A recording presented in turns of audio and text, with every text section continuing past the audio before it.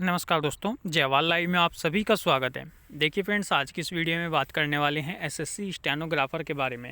SSC stenographer 2023 का result declare हो चुका है और काफ़ी लोगों को आशा भी मिली है, उम्मीद भी मिली है, खुशी भी है और काफ़ी लोग निराश भी हैं। ठीक है दोस्तों, कुछ ना कुछ कमी रही है किसी न किसी में। देखिए, सबसे ज़्यादा जो कमी रही होगी वो आपकी शॉर्ट हैंड में रही होगी। कुछ लोगों को शॉर्ट हैंड भी अगर आती होगी तो उनको कहीं ना कहीं दोस्तों फाइनल कट ऑफ में दिक्कत रही होगी।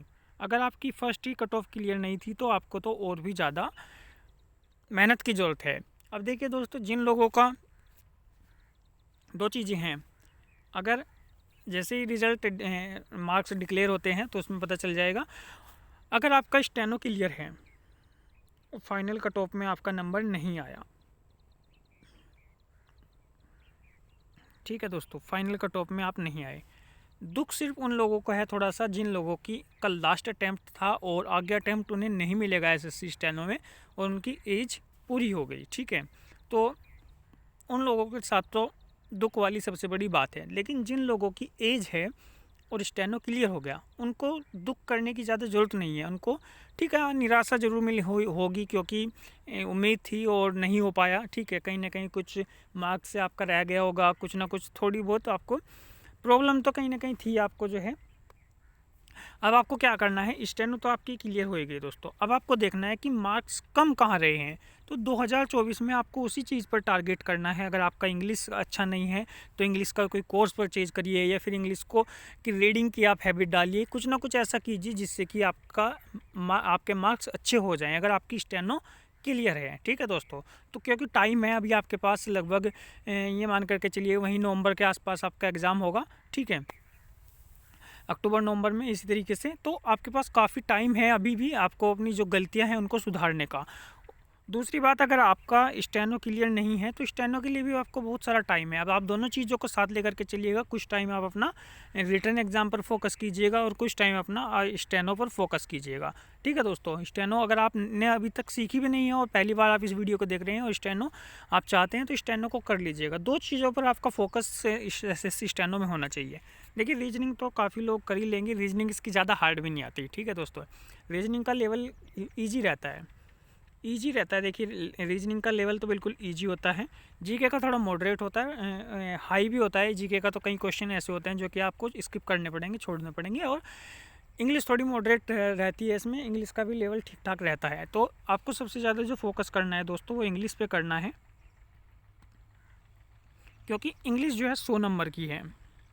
बाकी रीजनिंग तो आपकी 50 में से आराम से, अगर आप पढ़ोगे 2 से 3 महीना, अगर आपने बिल्कुल भी तैयारी नहीं की है पहले, तो भी आप 2 महीने में आराम से 40-45 तक आप अपना स्कोर कर लोगे आराम से रीजनिंग में। तो ठीक है, जीके में भी आप कर लोगे अगर पढ़ोगे तो ज़्यादा फोकस है आप करना है आपको इंग्लिश पे। इंग्लिश में आपको करीबन 80 मार्क्स तक लेकर के आने होंगे 100 में से, तो फिर आपके काफ़ी अच्छे चांस हो जाएंगे दोस्तों फाइनल तक के। साथ के साथ आप अपना स्टेनो को करते रहें।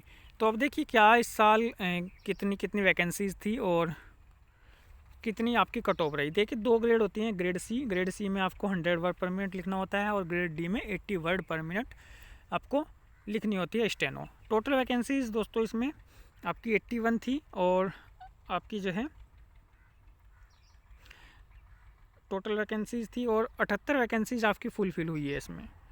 ठीक है, एसटी की देखिए कोई भी वैकेंसी, एसटी की 3 ही वैकेंसीज़ थी और कोई भी वैकेंसीज़ इसमें भरी नहीं गई एसटी कैटेगरी की। और एससी कैटेगरी की 12 थी, ये आपकी 5 थी ईडब्ल्यूएस की। तो इस तरीके से ये वैकेंसीज़ तो आपकी फुलफिल हो गई। लेकिन एक वैकेंसी यहाँ पर भी आपकी 3 वैकेंसीज़ थी और ये एक ही वैकेंसीज ओएच कैटेगरीज़ में भरी गई है।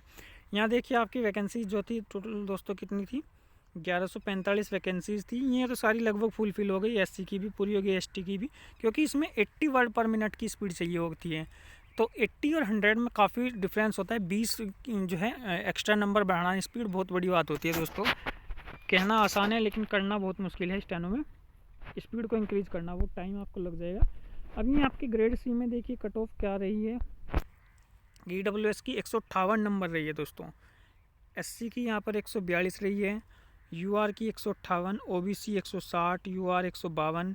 ठीक है, ये आपके जो इधर कोड है ना इनके हिसाब से हैं, ये नीचे पोस्ट कोड दिए हैं, डिपार्टमेंट हैं ये, इनमें जो वैकेंसीज निकली हुई थी उसके हिसाब से ही आपके सामने कट ऑफ दी गई है।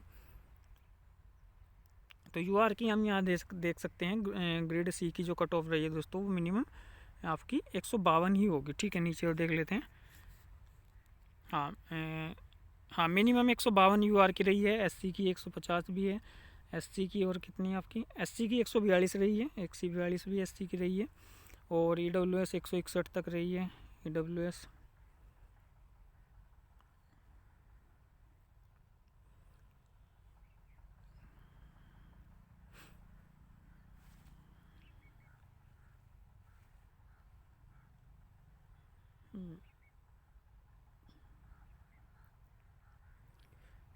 देखिए दोस्तों, इसमें यूआर को ही काफ़ी फ़ायदा मिला है। 152 है और ईडब्ल्यूएस की 152 से कम कट ऑफ नहीं मुझे दिख रही कहीं भी। और ओबीसी की 154 है, ओबीसी की। ईडब्ल्यूएस 161 है, ईडब्ल्यूएस।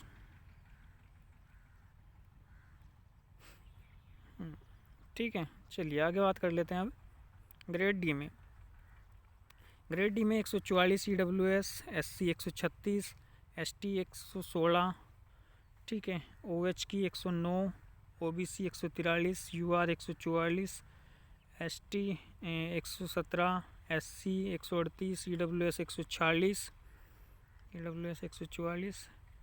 ये सब वैकेंसी ये आपकी कट ऑफ रही है इतनी। यूआर 147 रही है, ओबीसी 145 भी रही है, एससी 140 भी है, एसटी 123 है, यूआर की 162 है। 43 वैकेंसीज थी D16 में। 148 कट ऑफ रही है, 146 कट ऑफ रही है।